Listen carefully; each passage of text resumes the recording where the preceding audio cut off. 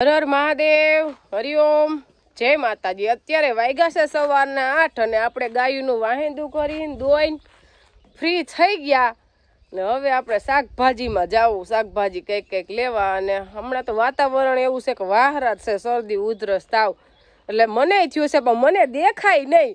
શરદી થઈ ગઈ છે, ઉધરસ આવે છે, પણ એ તો ગરમ પાણીના કોગળા ને હળદરવાળું પાણી પીવશો એટલે એમાં બહુ વાંધો નથી, પણ મોઢું કડવું કડવું લાગે કારણ કે તાવ આવી ગયો। ને મને તાવ આવે ને તો મને ખાવું બહુ ભાવે, ભૂખ જ લાગ્યા રાખે નકરી। ઘણાને તાવ આવે ને તો ખાવું ન ભાવતું, મને તાવ આવે ને તો ખાતી હોય ને એથી ડબલ ખાવા જોઈએ। એટલે તબિયત બરાબર ન હોય ને તો હું કામ તો બધું કરી જાઉં, કારણ કે જેને જમવું ભાવતું હોય ને એને બહુ વાંધો આવે નહીં। એટલે આપણે કામ તો બધું રાબેતા મુજબ હાલે છે, પણ તબિયત બરાબર નથી મને જ ખબર હોય, બીજા કોઈને ખબર ન પડે, કારણ કે જમવું ભાવતું હોય એને કંઈ પ્રશ્ન તો ઊભો થાય નહીં। અને આપણી રાધા હે ને એ ખાતા શીખે છે હવે। જો હમણાં એની માં ભેગી જો મોઢા મારતી હતી એટલે મોઢું સાટે છે, ખાણ ખાતા શીખે છે। પણ આને ગૌરીને ખવડાવવું ને એટલે આકરું જો કેટલા શાક કરે છે, કપાસિયા નો ભાવે ને ખોળ નો ભાવે ને અત્યારે એને મેં મૂક્યું છે ખોળનો હાવ ભૂકો કરીને, પલાળેલો નથી ખાતી, નકર આપણે પલાળી દઈ, અને ગોળ તેલ અને ઘૂસું એટલે હજી ઈ ખાય છે। એકવાર ખાવા માંડે ને પછી તો હું એને પહોંચી જાઉં, કારણ કે ખવડાવવામાં તો આપણે કાંઈ બાકી રાખીએ એમ છે જ નહીં। આ પેલું વેતરું છે એટલે આને ખોરાક કરવો પડે ત્યારે જ દૂધ આને સારું થાય। જો અત્યારે આપણે પ્રશ્ન હવે મગફળી થઈ ગઈ છે 70 થી 75 દિવસની, અને હવે કોઈ પ્રશ્ન રહે ને તો એ રહે ગેરુ ટીકાના રોગનો। એટલે આપણે મહેશભાઈની નીંદતા હતા એટલે કીધું કદાચ થોડાકમાં આપણે કહીએ ગેરુની અસર થઈ છે એટલે છોડવા ઉપાડતા આવ્યા, પછી જોયું આપણે એટલે થોડાક અસર થઈ। અને વસ્તુ એવી છે કે રોગ છે ને થોડાકમાં જ આવે, બરોબર આખાઈમાં ન આવે, ધીમે ધીમે આવે અને ધીમે ધીમે જાય। એટલે આપણે એના માટે લેવા છીએ એક્સ્ટ્રોટ્રોબિન અને મેન્કોજેબ, કારણ કે એ દવા એવી છે કે કોન્ટેક અને સિસ્ટમેટિક તમારા જે પાંદડામાં છોડવામાં દવા જાય એટલે પરબારું એનું કામ કરવાનું ચાલુ કરી દે, એટલે અડે તોય મરી જાય અથવા છોડવામાં અંદર ઉતરીને પછી ધીમે ધીમે 15 દિવસ એનું કામ કરે। કોઈ પણ ફૂગનાશક આપણે દવા છાંટીને તો એનું 15 દી રિઝલ્ટ રહે ઓછામાં ઓછું, 15 દી પછી બીજો રાઉન્ડ મારવો પડે। આજ મારીને પરબારી 3 દી પછી બીજી મારી તો એ નકામું। અને બીજા નંબરમાં છે આપણે તો કે ટેબુકોનાઝોલ અને સલ્ફર, આ દવા મારીને તો એનાથી આપણે ગેરુ ટીકાનો રોગ અટકી જાય। એટલે આપણે તો અત્યારે માર્યો છે એક્સ્ટ્રોબિન અને મેન્કોજેબ, અને એ દવા એવી આવે છે કે 100% તમારું કંટ્રોલ કરી જ લે। રોગની શરૂઆત થઈ હોય અને પરબારી આપણે જો દવાનો છંટકાવ થઈ જાય ને તો લગભગ વાંધો ન આવે, કંટ્રોલ આવી જ જાય। અને આપણે તો એક જ ફરે દવા છાંટી હતી અને આ બીજો રાઉન્ડ આપણે મારી છે અત્યારે, કારણ કે 2 રાઉન્ડ માર્યા ને હજી 1 રાઉન્ડ મારશું એટલે 3 રાઉન્ડમાં આપણી મગફળી પાકી જાય ફાઇનલ। અને બધા એરિયામાં તો વાવડ સંભળાય છે કે લશ્કરીનો એટેક બહુ છે, પણ આપણે તો જો કે આવી જ નથી, પણ તેમ છતાંય કીધું ક્યાંક કદાચ હોય તો એના માટે આપણે નાખી દીધું છે એમાં મેક્ટિન બેન્ઝોઇક, કારણ કે એનાથી છે ને લશ્કરી ઈયળ હાવ મરી જ જાય, સાફ થઈ જાય, પણ તેમ છતાં આપણે નાખી દીધી છે નહીં। અને ખરેખર તો જરૂર વિનાની આપણે મગફળીમાં દવા છાંટી અનલોડ છાંટી દઈએ છીએ, 5-5 7 રાઉન્ડ મારી દઈ, પણ આપણે એટલે નથી મારતા, જરૂર દેખાય તો મારી છીએ, કારણ કે આજ ઓછી દવા છાંટશું આપણે તો એનો આપણે ફાયદો રહે। અને પેલા દવાયું સાટતા જ નહીં, આ હવે દવાયું સાટે છે, મને સાંભળે ને એટલી બધી દવા જ ન સાટતા। તને નથી, મને આજ સાંભળે હજી નથી સાટતા। મારા મામા પાલખડા પોરબંદરની પાસે આજની તારીખમાં એ હજી દવા નથી છાંટતા। આપણે જે મગફળીના દાણા વાવી ત્યાંથી આપણે પોટ મારી છીએ, એ લોકો હજી મગફળીના દાણામાં કોઈ જાતનો ફૂગનો કે મુંડાનો પોટ નથી મારતા, અથવા ઉપરથી કોઈ જાતની ફૂગનાશક નથી છાંટતા, તોય એને 35-40 મણ મગફળી થાય છે। એની જમીન જ એવી કે એમાં મુંડો તો આવે જ નહીં, આપણે મુંડાનો પટ ન મારી તો છોડવો રહે નહીં, એવું નથી। ઈ લોકોએ દવાનો ઉપયોગ નથી કર્યો કોઈ દિવસ, એટલે આપણે દવા એટલી છાંટી દઈ છે, આપણે નજર હમે છે કે 3 રાઉન્ડમાં આપણી મગફળી પાકી જાય, અને અમુક ખેડૂત 7-8 રાઉન્ડ મારી દે તઈ એને પાકશે। એટલે આપણે જો 3 રાઉન્ડે પાકી જતી હોય, કારણ કે ઓછો ઉપયોગ કરીશ, એ લોકો હાવ નથી કરતા, એટલે વગર દવાએ પાકી જાય. પણ આપણું કહેવાનું ઈ જ છે કે દવા ઓછી જરૂર વિનાની જો ન સાટ દે અગાઉ હાલી કે ભાઈ આપણે પાન બગડવું જ ન જોઈએ, હાવ એકદમ લીલું ને કૂણું જ રહેવું જોઈએ. અરે 5 ગોયરા ખરી જાય તો પણ ઓછી દવા સાટી તો ફાયદો રહે. એ લોકો પાલખડાવાળા મારા મામાની દવા નથી સાટતા, એટલે 100% એને ફાયદો છે. ને આજની તારીખમાં એની મગફળી હાવ ખરેખર કહીને તો ઓર્ગેનિક જેવી જ કહેવાય, કારણ કે ખાલી NPK ખાતર જ વાવે છે, બાકી હાવ ચોખામાં ચોખી માંડવી. અને ખરેખર જો આપણે તેલ ખાવું હોય ને તો વગર દવાનું ખાવું હોય ને તો બારાડી ડિસ્ટ્રિક્ટનું પોરબંદર, ખંભાળિયા, જામનગર એ બાજુની જે મગફળી આવે છે ને એ ઓછી દવાની જ આવે 100%. અને આપણી એરિયાની જે આવે ને એ વધારે દવાવાળી આવે છે. એટલે આપણે જ્યાં ગયા હતા જસદણ, વિનુભાઈ ચાવને, ઘનશ્યામભાઈ સાવનિયા, એ લોકો ખંભાળિયા બાજુની મગફળીની ખરીદી કરે, પોરબંદર બાજુની. મેં કીધું તમે અહીંની મગફળીની ખરીદી કરો એનું કારણ શું કીધું? તો એ બાજુ છે ને હજી ખેડૂત દવા છાંટતા શીખા જ નથી કે, અને એની મગફળી દવા વિનાની હોય કે. એટલે તેલ લેવા જસદણ જ જવાનું છે, અહીંયા કઢવું જ નથી આપણી મગફળી. આપણે ખુદને મગફળી ઘરની છે ને તોય આપણે નથી કઢવું, કારણ કે એ લોકો દવા નથી છાંટતા. 100% વાત સાચી છે, ભલે અમુક ટકા 25% છાંટતા હોય પણ જાજા ઈ કે ખેડૂત દવા ઓછી છાંટે છે કે.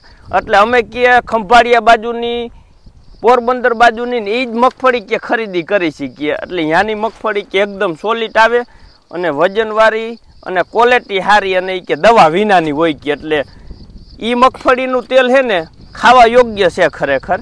અને એ આપણે જસદણ જાવું તો વિડીયો બતાવશું, કારણ કે આપણે ઘનશ્યામભાઈની આટો મારવાઈ જવું છે અને આપણો તેલનો ઓર્ડર લખાઈ આવતો આવવો છે. લખાવી દીધેલો છે, આપણે યાદ લેવાનું. આપણે ફૂગનાશકમાં એક્ઝોટ્રોબિન અને મેન્કોજેબનો છંટકાવ કરી દે 100% ગેરુ ટીકાનો રોગ અટકી જાય, અને આવ્યો નહીં હોય ને તો આવશે નહીં. એટલે આપણે મારી દીધો છે. જો કોઈને જોખમ હોય તો 100% મારી દેજો, જરૂર ન હોય તો મારવી નહીં. હું દેવાનસિંહ પપ્પાને એમ જ કહું, પૈસા દેખાતા જ નથી, જેટલા હોય એટલા દવામાં જ પૂરા કરી દેશો. તો આપણે જે ઓછા પૂરા કરી છે. મને તો એવું લાગે કે જેટલા પૈસા હોય એટલા દવા જ ખાતર. અને અત્યારે કામ ચાલુ છે આપણે ગુવાર ઉતારવાનું, અને ગુવાર આપણે કાંઈ ઘટે નહીં એવો થઈ ગયો. હવે તો શીંગું લાગે આવી ગઈ છે, હવે ઉતરે છે. જો બધી શીંગું છે ને કમ્પ્લીટ થઈ ગઈ. હવે ગુવાર આવે છે, પણ ગુવાર જો એકદમ સરસ કૂણો, કઈ ઘટે નહીં, કૂણો જ હોય ને ઘરનો ગુવાર પરબરો જોઈએ એવો જ ઉતારવાનો છે. હા જોઈએ ઉતાર લેવાનું ગુવારનું શાક. જોકે શાક તો અમારા ઘરમાં અમારે કેવાનું જ નહીં, આ નથી ભાવતું એમ, બધા શાક ભાવે જ. અમે બે શાક જ નથી બનાવતા. જવા 10 છોડવા હોય ને તો એક આખા ઘરને શાક થઈ જાય એવો છે. પણ અમુક છોડવામાં ન હોય તો અમુકમાં પણ વધારે હોય એવું. એટલે વરસાદનું થોડુંક વાતાવરણ હરખું થઈ જાય ને પછી બધામાં હરખો થાય, પછી તો વધી પડશે. હજી વધી નથી પડતો, હજી અમે ખાઈને વાડી વાળા ખાઈ એટલું જ થાય છે. અને ભાઈ આપણો એવો નટખટ છે, એને માથું ઓડાવી દીધું ને તો સાઈ બે આઈ છે વીખી નહીં.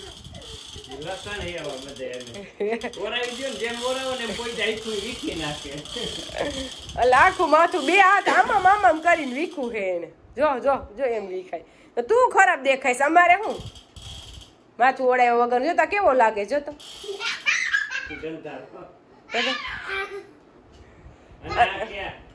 લગભગ 11 વાગ્યાની, હા 11 વાગ્યા પહેલાની 11 વાગ્યાની આ દુકાન ખોલી છે, કારણ કે બપોરે હુવા ન દેવો હોય ને આપણે, આ બધું એને દેવું પડે. નકર જો હુરાવી દે તો તકલીફ પડે. સવારે નાસ્તો કરી નાઈ મને કે બધાય રમકડા એકેય ક્યાંય જો કબાટ માથે રેવા દેતી નહીં, બધાય રમકડા ગણી છે.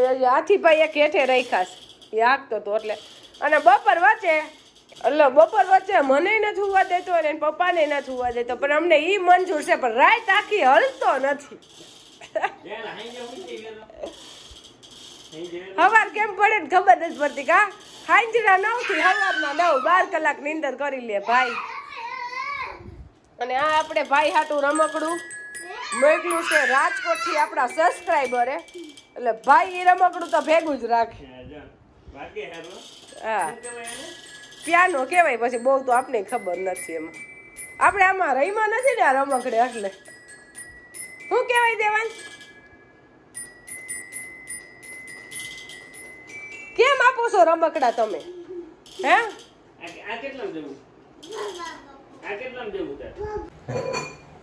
દેવાંશી પપ્પાને કાલના ભજીયા યાદ આવ્યા છે એટલે કાલ કે ભજીયા બનાવવા છે તો અમે બા ને અમે 11 એટલે કીધું કાલ ભજીયા જ બનાવો અમારે ભજીયા ખાવા હોય એટલે કાલ તો આપણે ન બનાવ્યા પણ આજ તો ભજીયા બનાવવાના છે એટલે ભેગા આપણે ખાવાના જ છે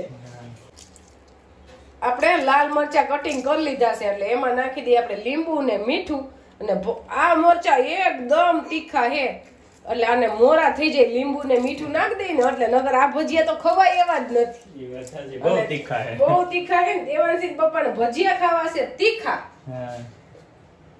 એટલે પણ ભેગા આપણે ખાવા હોય આપણે એટલું બધું ન ખાવું હોય કારણ કે અતિશય તીખા હે બપોરે આપણે મરચું શેક્યું હતું એટલે આપણે ખબર હે કેવા તીખા છે પણ હવે પાછું કેતા નથી શેકીને દે એવા તીખા છે અતિશય તીખા છે પણ ભજીયામાં મરચું એટલું બધું તીખું ન લાગે અને ખરેખર તીખા મરચાના જ ભજીયા ભાવે એમ ભજીયા મોરા ન ભાવે અમારો દેવાંશ જ એમ કે તીખા તીખા ભજીયા બનાવી દો અને હવે આપણે બનાવવાની છે ચટણી એટલે આપણો ખજૂર આંબલી બફાઈને થઈ ગયો તૈયાર ને આ છે લસણ આદુ અને મરચું લાલા એ આપણે બધું ખાંડી લીધું છે તો ચટણી બનાવી દઈને લસણના ગાંઠિયા આમાં 2 નાખી દીધા છે આટલી જ ચટણીમાં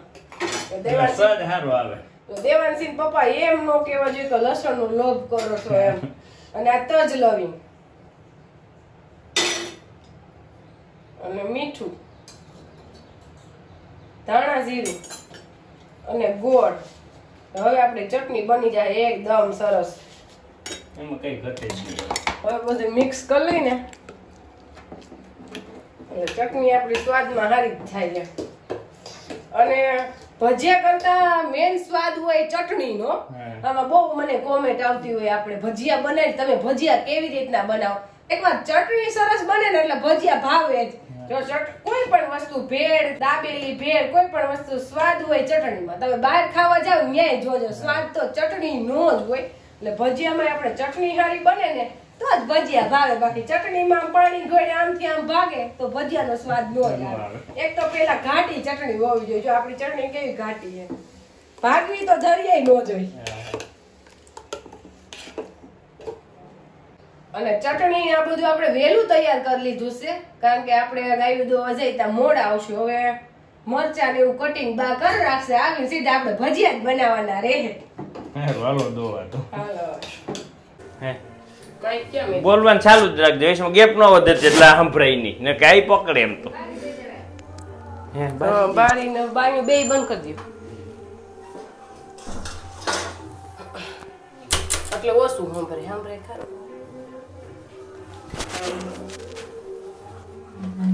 જો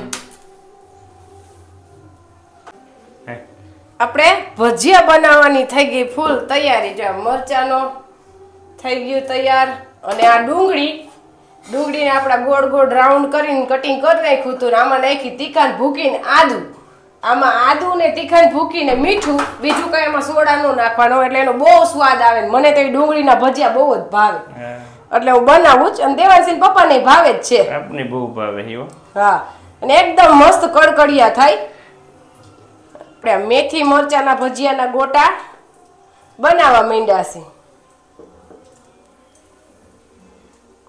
ભજીયામાં તો કઈ ઘટે જ નહીં કારણ કે ભજીયા બનાવવાના જ એટલી વાર હોય આપણે એમ કઈ ઘટે નહીં અને પાછા વિગેરે એમ જાતના હા એક તો રસોઈ બનાવવાની આળસ જ નહીં કરવાની મને આળસ આમ તો થાય જ નહીં પહેલેથી મને નથી થતી ન્યાય ભાખર વડે કોઈ ન બનાવવાની વસ્તુ બનાવું મારી મમ્મી એમ કે તમે આળસ ન થઈ ના મને નવીન નવીન બનાવવાનો તો બહુ જ શોખ હતો એટલે દેવાંશી પપ્પાને બનાવીને બધું દઉં બનાવો એટલે બેસી જાય હા બેસી જાય અને ભાઈ હમણાં 3 આરતી કરે છે એક રામ મંદિરની આરતી એક ચોકમાં આરતી અને એક દરબાર ડેલીમાં આરતી ભાઈ 3 આરતી કરીને આવે ને પાછો એમ કે મને કહેવાનું નહીં ઘરે આવવાનું એટલે હવે એવું લાગે કે મારો દેવાંશ મોટો થઈ ગયો છે કારણ કે કોઈ તો જડતો નથી અત્યારે તો હાલો ગરમા ગરમ ભજીયા ખાવા બેસી જાવ જો ભજીયા કઈ ના કરજો